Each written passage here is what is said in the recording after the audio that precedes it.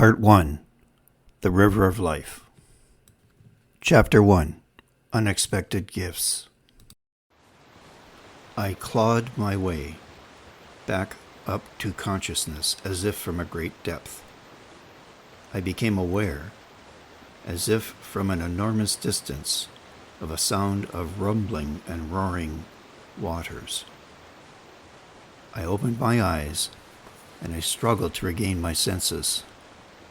Slowly, as if I were exiting a dark cavern into the sunlight, my vision returned.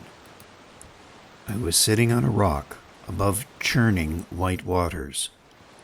In the distance, the fast-flowing waters of a great river were foaming and dropping, creating a fine mist as it tumbled over sheer rock in the riverbed and became a torrent of water. I stood up and scaled down the rock outcropping on which I was standing to the edge of the waters. Looking upriver towards the tumbling cataracts, I could see the river receding into the distance. It was obscured by mists of spray of hundreds of little waterfalls. Looking downriver, well into the distance, fading into the morning sunlight, the river flowed to places unknown. Even though I felt fully conscious, it occurred to me that I must be still in a dream or hallucination. I convinced myself that I was surely still locked away in a whitewashed prison. Nevertheless, here I was, in a brand new, wide, and wild world. The eastern sun cast long shadows from the rocks and granite hills, constricting both sides of the river. The air was hot, but still pleasant and sweet. I began to walk.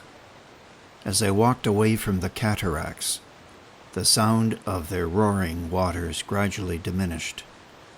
The deeper waters below the cataracts, boiling up from the end of the waterfalls in bluish-green masses, slowed as the river broadened and deepened. Along the riverbanks, I saw vast fields of green, with long grasses gently undulating in the breeze, like waves on an emerald ocean. The undulating fields seemed like a living, breathing animal. These green fields were crisscrossed by canals leading away from the river. It felt like springtime to me, and I could see that the water was high on the riverbank. I walked along, barefooted, but otherwise still in my white prison garb, along the muddy riverbank. Here and there, groups of women in the distance were down in the water washing their linens. Children were happily running around them, splashing at their play. In the distance, on the other side of the river, I could see stands of reeds and papyrus. The bright blue sky was dotted with pure white cotton clouds. I breathed deeply, the air warm and scented with the earthy smell of the river, the mud of the riverbank, and hints of wild flowers growing along the path revived my spirits. The whole scene was full of life, vibrant. And yet, I was puzzled. How could this possibly have happened? How can I be where I am? How did I get here? It was impossible. I must still be caught in a great dream. I walked for several hours down the river. At length, overcome by thirst as the sun climbed higher in the sky, I went down to the water's edge to wet my mouth in relief, but hesitated to scoop up the murky water there. At this point, the steep bank sloped down to a mud flat. The soil beside the river was a deep black color, hinting at great fertility. I waded knee-deep into the water. Beyond the shoreline stands of papyrus, reeds, and floating water hyacinths. Looking out across the waters, I could see a group of hippopotamuses wading in the shallow water. Less than 10 meters from where I was standing, a crocodile several feet long lay in the weeds, basking in the sun. A white ibis, striding about on long stork-like legs in the grassy shallows, dipped and bobbed, catching minnows, oblivious of the idle crocodile. After scooping up water in my hands, I decided to give the crocodile a wide berth and climbed back to the bank. I came across a path running along the top and walked further. As I walked, it occurred to me that even though this was a dream, there must in this land be snakes and sharp stones, and I became concerned about where I placed my bare feet. Sure enough, from time to time, a large snake or lizard slithered across the path. I began to feel uncomfortable. The sun was climbing higher, and I began to realize just how hungry I was. I came to a place where a grove of trees grew along the path, the canopy providing welcome shade from the sun. And then, at last, I came to a stand of palm trees and noticed nestled within a large white flat-topped stone on which there was seated a man. He was dressed in a gray hooded robe. His face was cast in shadow.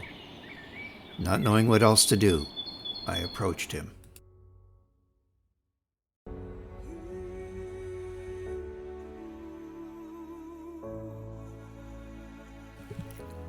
As I got closer, a thought came into my head. This man's name was Raphael. That seemed odd. Yet there was no end to the strangeness of this dream.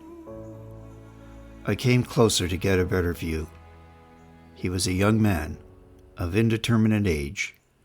Golden curly hair framed a beardless face of clear satin white skin. Striking gray eyes studied me carefully. He did not seem surprised. Beside him on the flat surface of the rock was a burlap sack which lay opened. Again, a thought occurred in my mind that I was being invited to come and share a meal with him. "Come, Adam, be not afraid. You are in need of food and refreshment after your journey," I heard in my thoughts. "How do you know me?" I asked out loud. "Through what you might call insight. Your life has been revealed to me by the mind of Elohim." "And who is Elohim?" "You have lived upon this world for 43 years, yet you do not know him?" Raphael's thoughts came to me. "I do not know him." "How strange you are, man called Adam," I heard Raphael in my mind. I realized that although I was hearing Raphael say these things in my mind, I was speaking back to him aloud. Raphael looked at me. Then he spoke out loud for the first time. "Would you prefer me to voice my words?" "Yes, I would greatly prefer that. Frankly, I find your thoughts entering my mind to be alarming. It's unnatural. But obviously, This is nothing but a dream. I don't believe in you either. I don't believe that I am here wherever here is, I said, gesturing around. I think that this is all a trick of my mind. I know that I am back in a whitewashed cell somewhere in the Caribbean.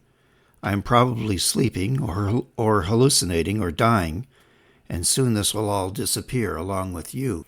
Yes, Adam, you were in a prison. I know you were kidnapped when you traveled there after the death of your wife and child. I know that you're being held for ransom, but you are not alone. Prayers have been said on your behalf, and Elohim has heard them. You are needed here, and that is why you have been delivered to this time and place by Gabriel. So, where do you say this time and place is? I said. This is Egypt. The river you see is the Nile. It is 4 years before the birth of the Son of Man. I laughed. Sure it is, sure it is. I sat down across from Raphael on the flat surface of the rock. Although I was convinced that this was indeed a dream, I did feel hot and very tired, and above all, hungry and thirsty. Eat and drink, Adam, for you have come across a great divide, and you have walked all morning in the hot sun. Take refreshment, for you have further to go before the day is done. I reached for what looked to me like a skin full of some liquid. I raised it to my lips. It was the coolest, most delicious drink of water I had had in a long, long time. I swished it around on the inside of my mouth and took great gulps, the water running out the sides of my mouth and down my neck until I was satisfied. Thank you for that. Will I remember how good that was when I wake up? Adam, I know that you will come upon the means to travel down this river of life to the great city of Alexandria. Beyond that, I cannot yet see, said Raphael, his gray eyes sparkling. I eyed him intently.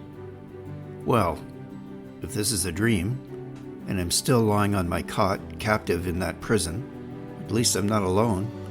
It's nice to have company, another human face, someone to actually talk to, even if you're not really here or there or whatever.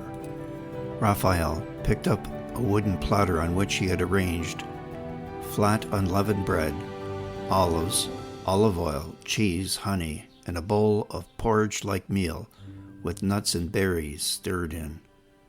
I broke the bread and scooped up the porridge. Slowly, savoring every bite and taste, I slathered another piece of bread with olive oil, then honey, and ate the cheese and olives.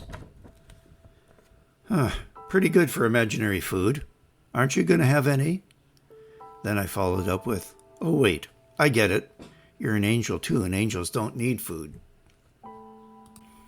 Raphael smiled and said, Adam, you think you know much, but there is much more you do not know. I think you may find learning just how much you don't know very painful. He smiled. But I will tell you this. I have taken on this form for my mission, because it is Elohim's will that I do. And taking on this form, I can eat the food of this world. As he said this, he broke the bread, dipped it in the honey, and made a display of consuming it before me. Interesting, I noted. The imaginary angel dude has an appetite. Wow, this is really curious. Tell me, I said, how is it that you don't even look like that other fellow, Gabriel? Gabriel is pure spirit. He sits in the presence of the Most High. He is the messenger. He delivered a message to you. Then looking at me intently, he said, so what did you think of that experience? Well, even though I knew I must have been hallucinating, I still found him terrifying, I replied. I shook my head. But if he really wants to win friends and influence people, why doesn't he at least look like a normal human being like you? At least I can relate to you. I can talk to you eyes open and without all the drama, even though you're not real either." "But did he get your attention?" asked Raphael, looking at me carefully. "Get my attention? He damn near killed me. The heart, the psyche, can only stand so much, even in a dream," I replied. "Then I have two things to say to you. The first is about me. My name in your world is Raphael, which means God is healed. I have been sent here to heal you. That is why I appear here as I am," Raphael said. He went on, "The second thing is that Gabriel was sent to summons you to the great quest. There is urgency to it. That is why he came in a form that is real beyond your understanding." "But why am I being summoned?" I said. "I am no prophet. I'm not even a believer. Neither you nor Gabriel or any of this is real." I gestured toward the river. "I'm going to wake up in my prison cell watching ants eat the remains of my meal all day, day after day. This is just a trick. My mind is reacting to the lack of stimulation. I have been alone for how long I do not know. I have spoken to no one for weeks. My brain is making all of this up." "Adam," said Raphael, "the problem is that you lack imagination. You are trapped in the bounds of time and space. I know that in your deepest depth, when you were in that prison, you went back to your childhood, to a memory of what it was like to pray for something. Elohim has heard that prayer. He has delivered you into a different time and place, yet you refuse to believe. That is the truth." "Of course this isn't true," I spat. "This can't be true." "Adam," said Raphael, "I know who you are. I know that you have studied at a great university. I know that you're a man of science, renowned in your field. I know that before then, when you were still a young child, you did have faith. I know that you used to pray. I know that you lost that faith. I know that you had a young wife, a nurse that you married while studying medicine. I know that she was very important to you. I know that you loved her very much, and I know that she was taken from you. I know this is what made you turn away. I know that in your grief and anger, you put all thoughts of the Most High away from you. I know that you blame Him for taking her away and your unborn child. You know too much. You only know these things because you are a figment of my own fevered imagination. You mark my own psyche, my own conscience. There's no magic here," I sighed. "Adam, I know your soul, and you will see the truth in time. But I also know you need help." "I don't need any healing. I'm not sick. Look, don't get me wrong. I'm pretty happy to be here right now. It's much better than where I was, but I still know that this is just all a dream." "Adam, you do not know how small you are and how big creation is. It is far, far beyond your experience. It is greater than you can imagine. You cannot grasp that there is more than you can see or feel or observe with your own senses. You do not conceive that there is an ultimate end and a fulfillment of your deepest human longings, a state of supreme definitive happiness. But it comes at a price in this world. There is much you must do to get there. You are incomplete." "I don't believe in you. I don't believe in angels. I don't even believe in God." Raphael of the gray eyes looked at me. "But do you now deny evidence from your own senses? Do you deny that you have experienced a direct contact with a messenger from the Most High?" "Well, how can there be a God when my innocent wife and unborn child were slaughtered by a drunk driver? How could He stand by and let that happen?" "You live in a fallen world, Adam. But this world is not without end, said Raphael. All in this world have free will, but some of you do not use that gift wisely. There are consequences, like the driver of the car that killed your wife and unborn child.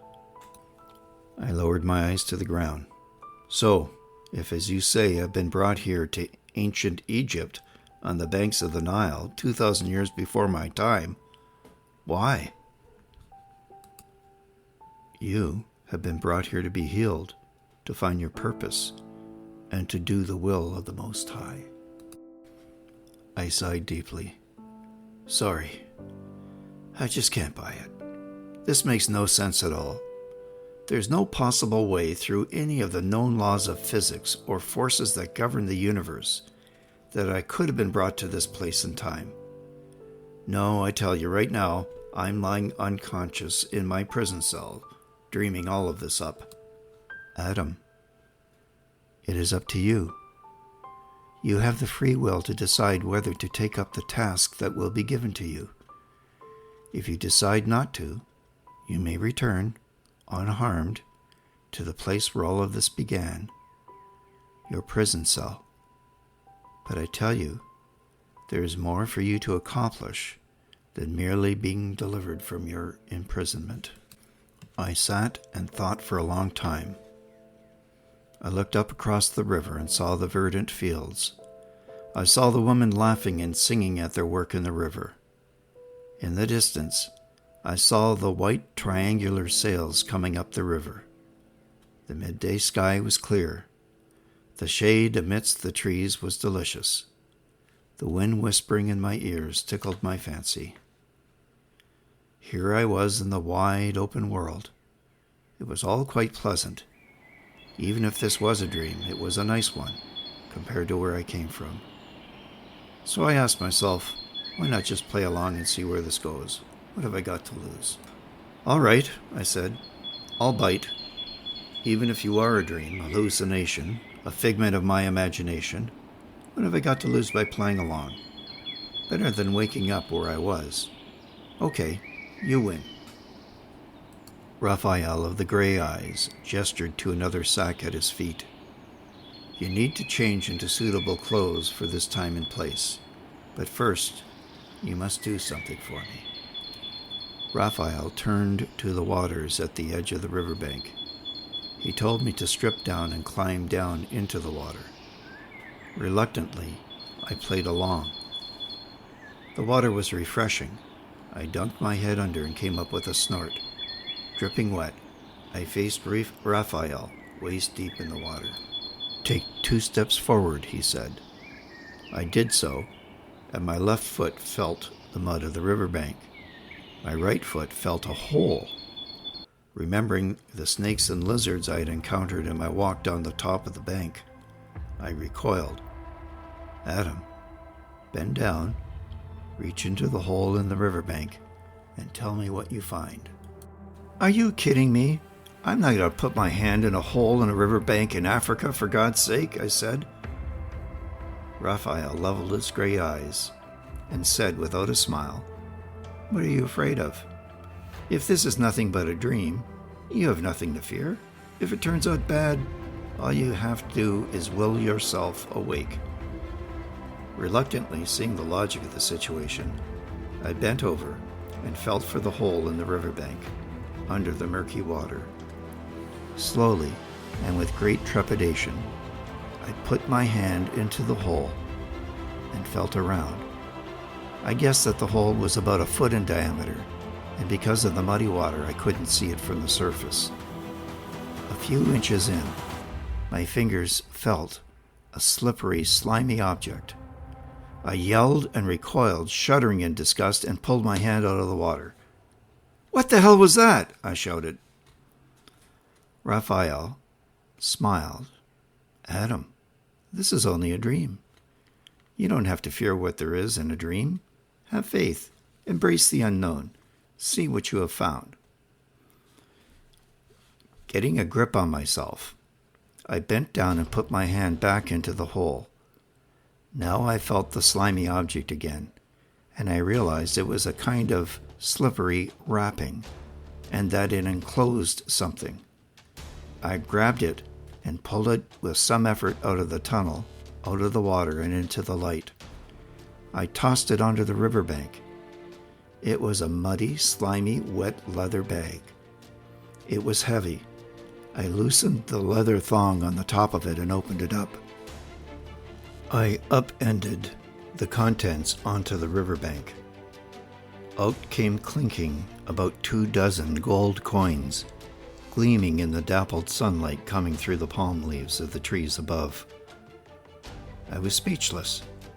I picked one up and looked carefully at it. It was pure gold and bore the stamp of a portrait which I guessed was Julius Caesar. "These gold coins are called aureas," he said. "You will take these coins to a money changer, who will give you 25 denarii for one of them," said Raphael. "Sweet," I said. "Adam, are you willing to chance the tunnel again to see if there are any other treasures in it?" He was smiling, his gray eyes flashing. "You know, I don't really like putting my hands into places where they shouldn't be, particularly in a muddy hole on a riverbank with God knows what lurking in it. I don't want to tempt fate." "Have faith, Adam," said Raphael. Reluctantly, I reached back into the hole. This time I had to reach way, way up to my shoulder. Something powerful chomped down on my fingers. I screamed out in fear and amazement. I tried to pull my arm out, but whatever was chomping down on my hand pulled me under the water. I thrashed about, struggling with some still unseen creature from the depths. It had come out of the hole. We rolled around, muddying the waters. I thrashed and screamed with pain and fear. With a final supreme effort, I managed to stand up, gasping for air. I curled up my fingers. Something round and thin was in the palm of my hand. The creature, which had now swallowed my hand and arm up to the elbow, thrashed about and knocked me under again. I finally regained my footing and stood up. Swaying back and forth, I crashed about and screamed in my struggle to recover my arm from the mouth of this monster. In the background, I heard Raphael laughing. That really pissed me off. Finally, with one further supreme effort, I managed to draw my arm out of the water with all of my strength. Attached to my arm, swallowed up to the elbow, was a very ugly, monstrously huge catfish. It was the length of my torso and had to weigh at least 50 or 60 pounds by my estimation. Seeing this thing swallowing my forearm and screaming with pain, utter disgust, and terror, I noticed that my clenched fist had come right through one of the gill slits. All the while, Raphael was laughing. With another scream, I lifted this wiggling, stinking mass of fish onto my shoulder, fighting to free my arm and hand and fist from its gaping maw. I managed to heave its stinking mass onto the riverbank. It thrashed about, jet black and evil-looking in the sunlight. Using my left hand to pry its mouth open with my knee on its back, I jerked my hand out. I looked at my right hand and forearm. The fingers were bruised and the thumb was swollen and dislocated. Raphael stood laughing. Now he came over and knelt in front of me on the riverbank. Gently, he took my hand and put his own 2 hands on top of it and bowed his head. Slowly, gently, he pried the fingers of my right hand open. There was something in the palm of my hand. I felt an anointing, like an electric shock running through my body. I began to calm down. my chest heaving less. Dripping wet and smeared with mud, I looked up at Raphael. His face had been transformed.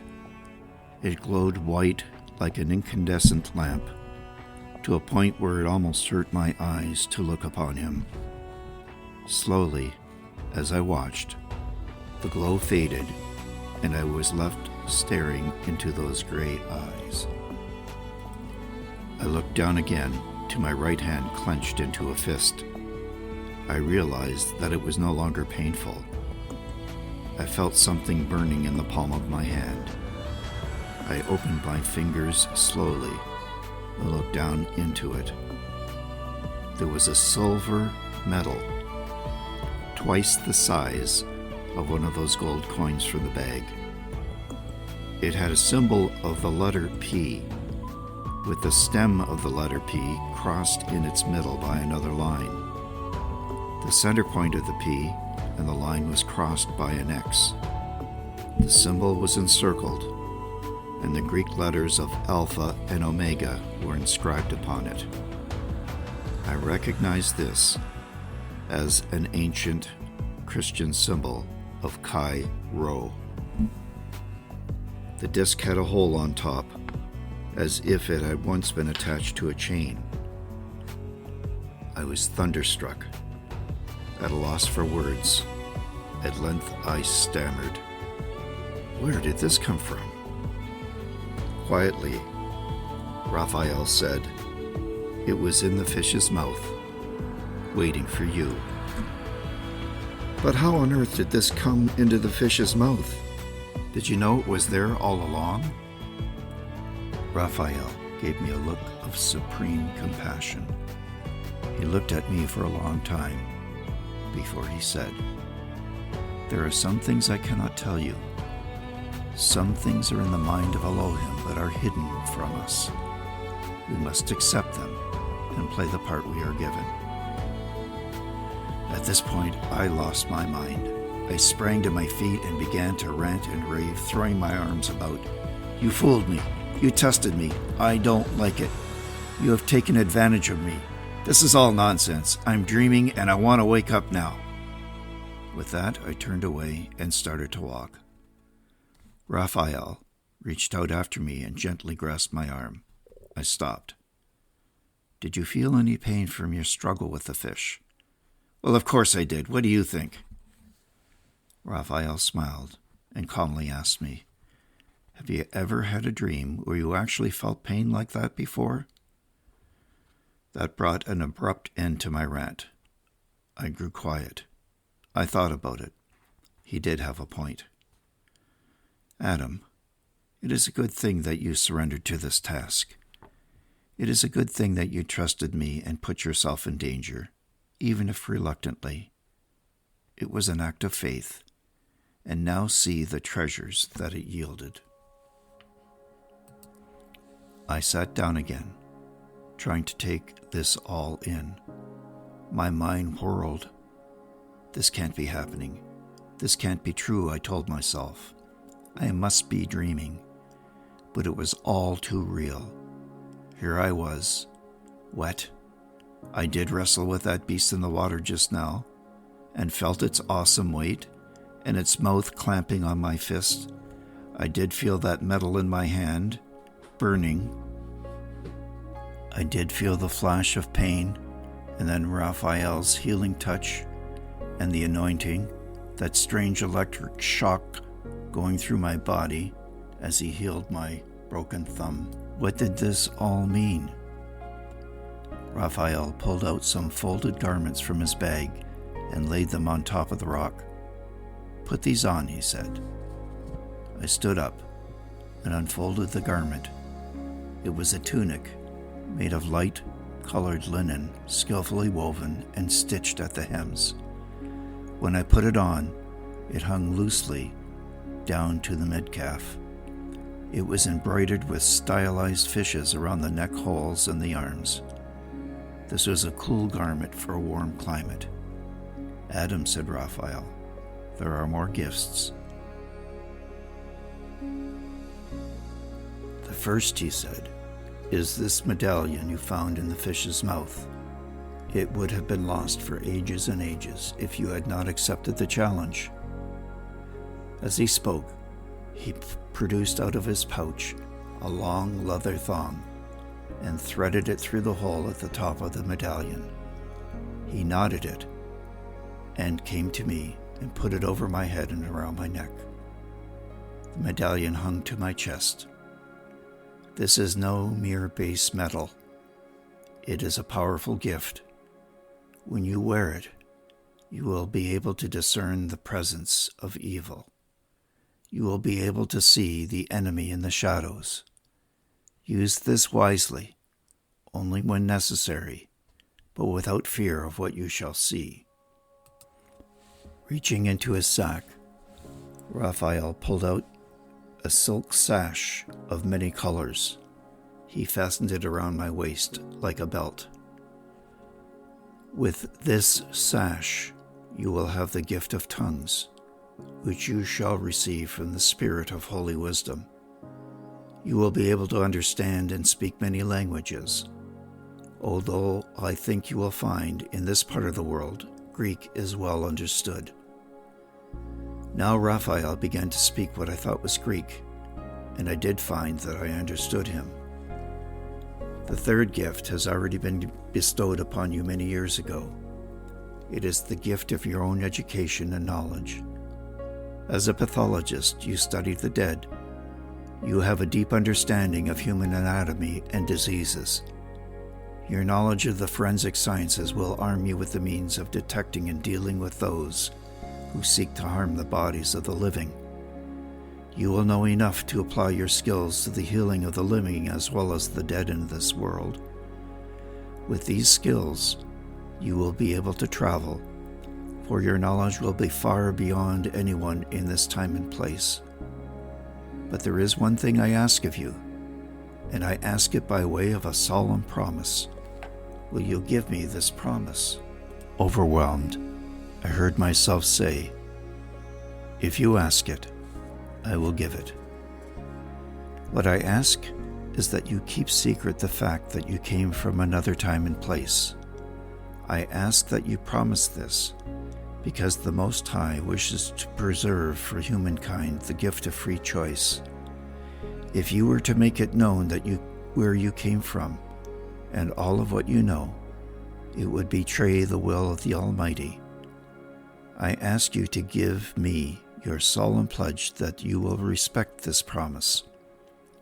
"I do," said I. "You will be held to that promise. I tell you most solemnly, there will come a time when you will be sorely tempted to betray it." Now Raphael bent down and picked up the gold coins lying on the riverbank. He handed them to me, along with a clean leather purse. The coins clinked as he put them in the purse and attached it to my sash. "You should know that each of these coins is worth 25 denarii. A denarii is worth 45 sestertii. 166 to 380 sestertii is a typical tradesman's income for a year. A legionnaire would earn about 200 denarii in a year.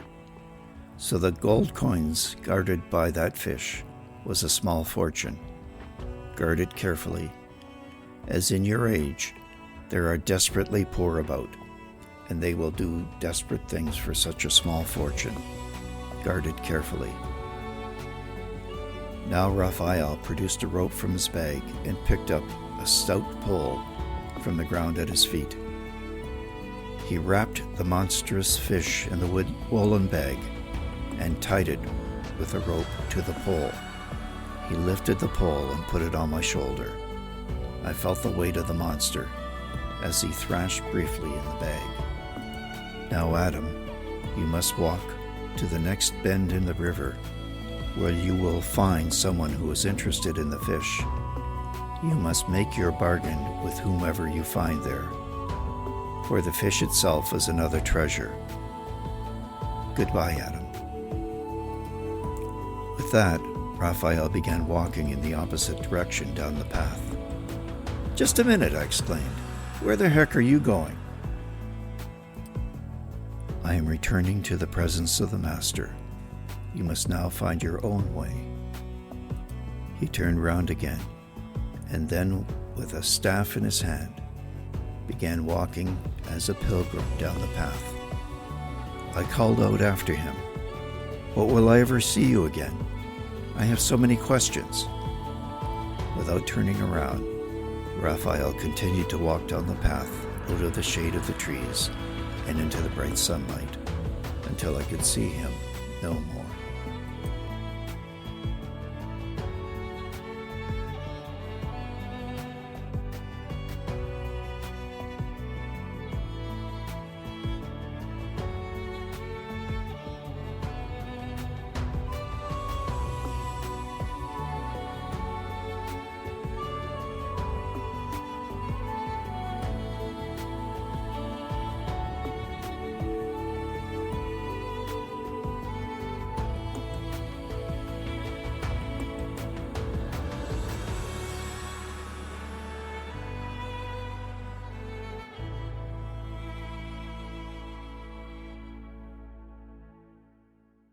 The Archangel Chronicles, written, produced, and narrated by Raymond Collotti. Copyright 2021 by Raymond Collotti, all rights reserved. Music for Chapter 1, Theme, Legends by Ed Record. Background music, When Dreams Come True by AM Sound. November by Ben Sound. Into the Dark by Ed Records. Evolution by Ben Sound. Hidden Eye by Ed Records. Myth by Zach Nelson. Somewhere Far Away by Andy Bird.